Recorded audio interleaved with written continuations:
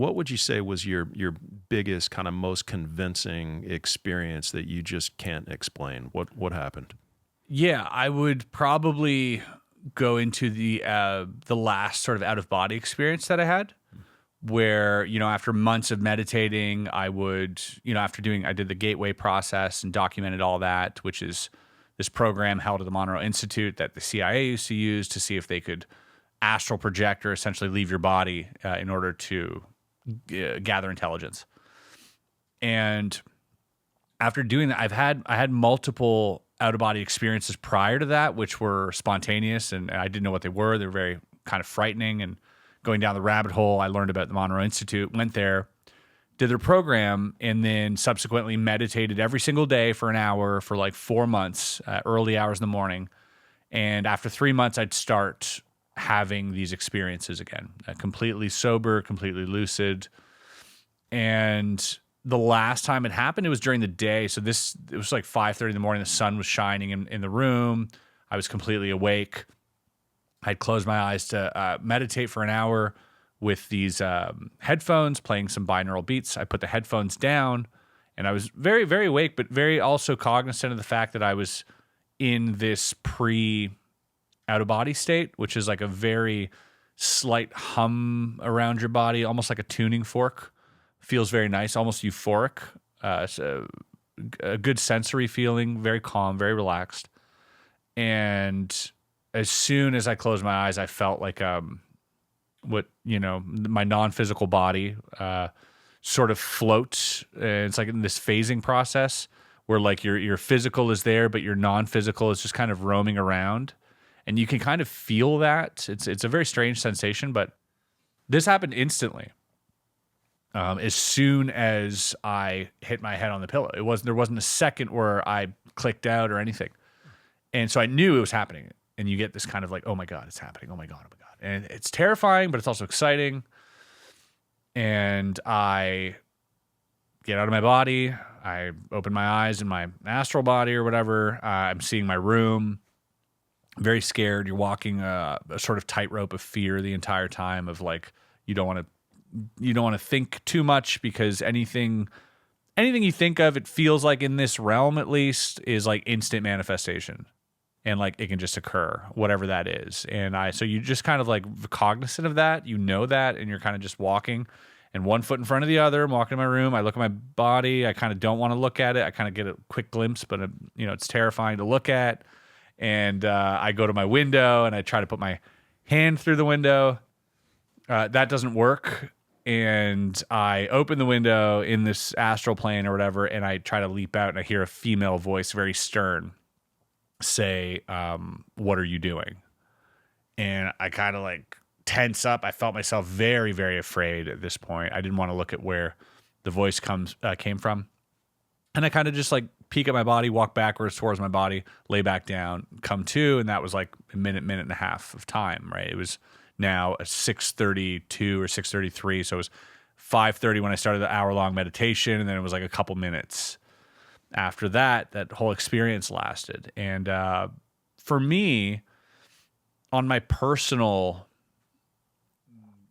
as far as personal experiences go, everything prior to that, even the sort of half dozen out-of-body experiences that I had all happened at night, very late, or in a sort of dream state. Like there wasn't, usually at 4 a.m. or something. It's just quite dark and nebulous.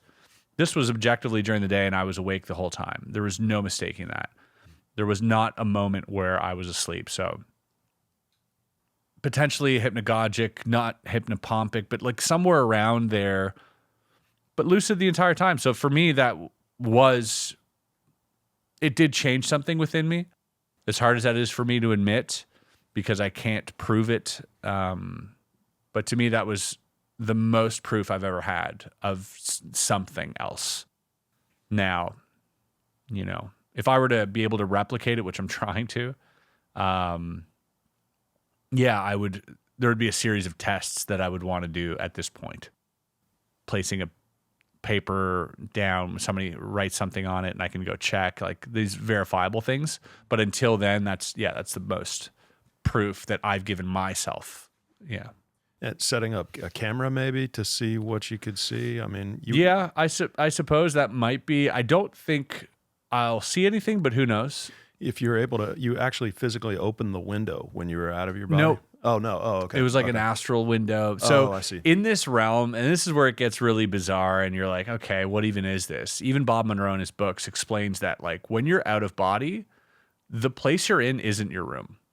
It's a mental construct of what your memory thinks your room looks like. And so it's like an 80% match. The window might be a little higher, larger. The door might be you might have a different door in your room, like on a different wall. The room might be a little smaller, a little larger. So it's like a mental confabulation that you can navigate. It's very strange. And, you say it out loud and you're like, well, it's a dream, but it isn't. And I've lucid dreamed a lot. It's extremely different. Anyone who's ever had this experience will tell you it is very real, very visceral. There is a sense of, there's sound, there's touch. You're moving through, like slowly through like this haze, this fog. It's kind of like the Upside Down is how I would sort of describe it. Yeah. So one of my favorite episodes that I've ever done on this channel was with a guy named Dr. Jeffrey Long, and it was on near-death experiences and out-of-body experiences and kind of what happened. And one of the things that was relatively consistent with those experiences was people were able to see like 360 degrees when they were out of body. Interesting. And most of them had died and risen above their body, and that was kind of the first step. And then greeted by beings, usually two beings, and about 25% of the time it was somebody that they knew, a loved one that was deceased. And then they see a light, they see a tunnel, they travel through the tunnel, they see a God, they have life reviews and past life reviews at times.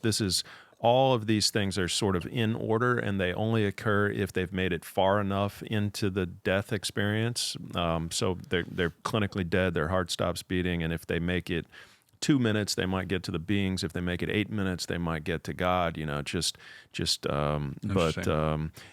the sight that you was your looking around at things and things were just slightly different than they were? Do you recall if it was like a 360-degree view? It was not. It was not. No, Okay. it was like low saturation even. And I think that, so one of the trainers at Monroe, Archie, he told me that like his experience resembled mine the most out of everybody. Everybody has a little bit of a different experience with this stuff, like how they perceive it. His was like mine in that he felt the exact same symptoms going out of body. He explained everything, the low saturation, the kind of like fuzzy nature, almost like static, TV static was how I saw it. He said that clears up over time. As you do it more and more and more, it kind of clears up and you can actually demand clarity in this like instant manifesting realm or whatever, apparently. And so over time, apparently it would get better and better. And so my later ones had color, my earlier ones did not. And he says it's like, getting the OBE plus, subscription, where at first you got like the low HD version. And then as you do it more and more, it evolves. But yeah, it was just pretty much same vision, a little blurrier. Yeah.